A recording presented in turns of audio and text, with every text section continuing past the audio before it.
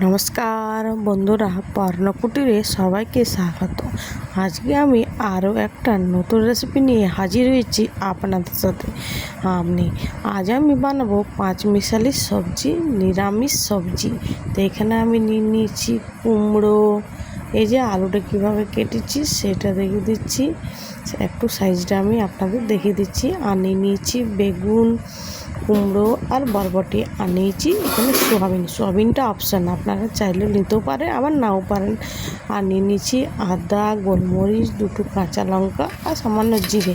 এখন আমি সোয়াবিনের মধ্যে লবণ এবং হলুদ ভালোভাবে মাখিয়ে নিচ্ছি। আর এবারে চলুন তাহলে মশলাগুলো একটু বেটে নেওয়া যাক। আমি আবার রান্নাতে বাটা মশলা ব্যবহার করতে খুব ভালো লাগে। আমার কুটো মশলা আবার কষাই না। তো এখানে আমার মশলা বাটা হয়ে গেছে, আমি এখন তুলে নেব। এখানে আমি মশলা তুলে নিচ্ছি।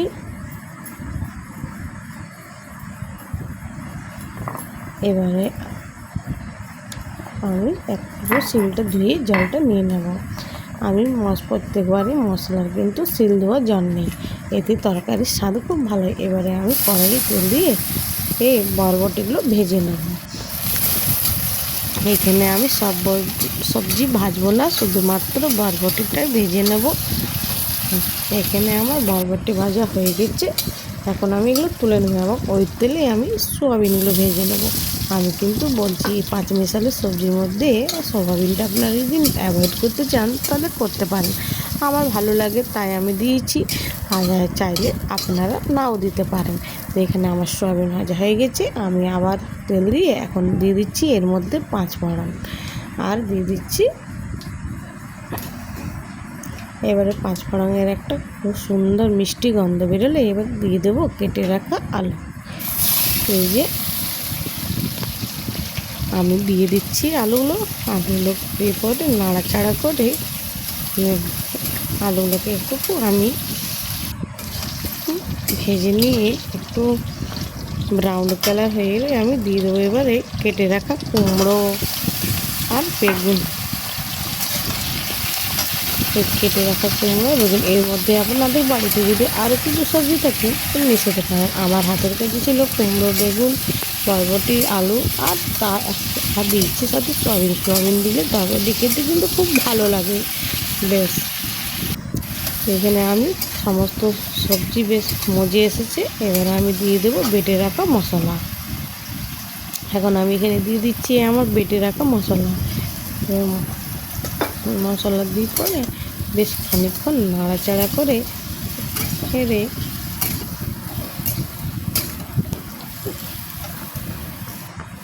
আমি এবারে এখানে দিয়ে দেবো পরিমাণ মতো হলুদ আর স্বাদ মতো লবণ, আর একটুখানি কালারের জন্য দিয়ে দিচ্ছি কাশ্মীরি লঙ্কা। তো এবারে আমি তরকারিটাকে বেশ ভালোভাবে সমস্ত মশলা কষাবো।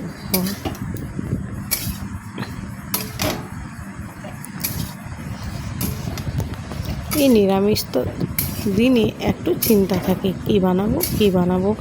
অনেকে আবার সবজি খেতে চায় না, এইরকমভাবে একবার যদি নিরামিষ সবজি বানিয়ে নেয় যে এটা ভাতের সাথে, রুটির সাথে, সবের সাথে খুব ভালো লাগে খেতে।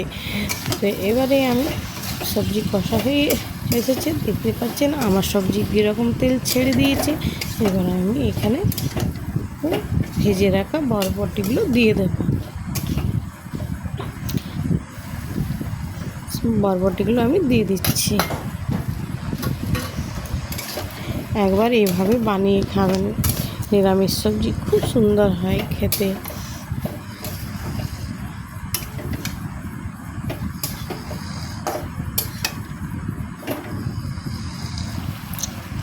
এবারে আমি দিয়ে দিচ্ছি সোয়াবিনগুলো দিয়ে বেশ খানিকক্ষণ নাড়াচাড়া করার পর আমি দিয়ে দেবো এখানে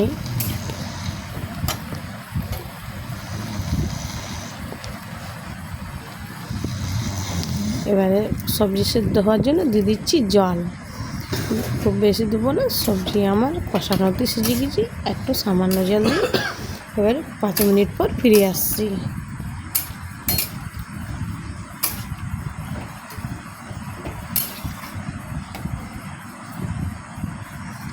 এবারে চাপা দিয়ে 5 মিনিট পরে ফিরে আসছে। তো এবারে আমি একটা শুকনো খোলায় জিরা রোস্ট করে নেব।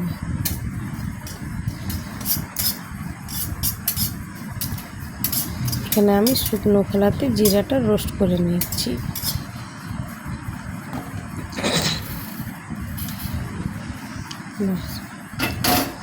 জিরা রোস্ট করা আমার এখানে হয়ে গেছে। আমি এবারে এখানে আমার 5 মিশালির সবজি কিন্তু তৈরি হয়ে গেছে। এবারে নামানোর আগে ওই যে রোস্ট করা জিরা গুঁড়োটা এবারে এর মধ্যে দিয়ে দেবো। আর ভিডিওটা যদি ভালো লাগে তাহলে চ্যানেলটিকে অবশ্যই সাবস্ক্রাইব করবেন, লাইক করবেন, কমেন্ট করবেন এবং পাশে থাকা বেল আইকনটি অন রাখবেন। যে কোনো ভিডিও ছাড়ালে পৌঁছে যাবে সবার আগে আপনাদের কাছে।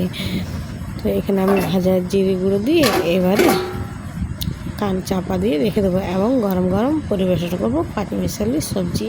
এটা যেমন খেতে গরম ভাতের সাথে ভালো লাগে, রুটির সাথেও ভালো লাগে। নমস্কার, ধন্যবাদ, ভালো থাকবেন, সুস্থ থাকবেন।